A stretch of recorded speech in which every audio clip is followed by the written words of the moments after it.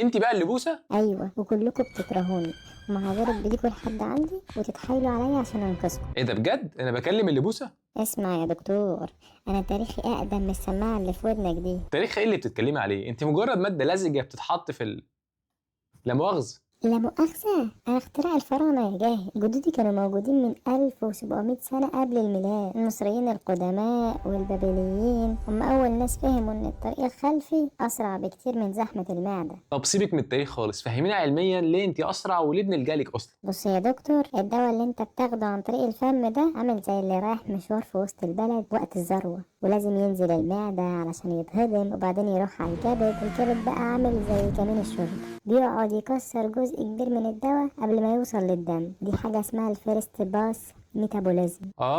يعني الكبد بيفلتر الدواء علشان كده مفعوله بيقل شويه. بالظبط. انا الدائري يا دكتور، انا بيتم امتصاصي من الاوردة اللي في المستقيم وبدخل على الدم على طول، وبتفادى الكبد وبوصل للقلب وابدا اوزع المادة الفعالة في ثواني. عشان كده انا الحل السحري في السخونية العالية والترجيع.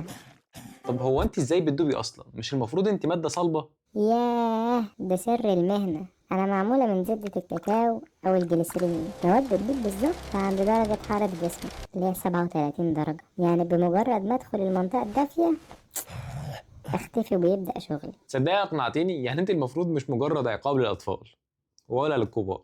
عقاب إيه؟ أنا البطل اللي بيشتغل في صمت لما المعدة تقفل بابها. بس عشان خاطري يا دكتور بلاش تطلعوني من التلاجة وتنسوني بره، أنا بسيح بسرعة.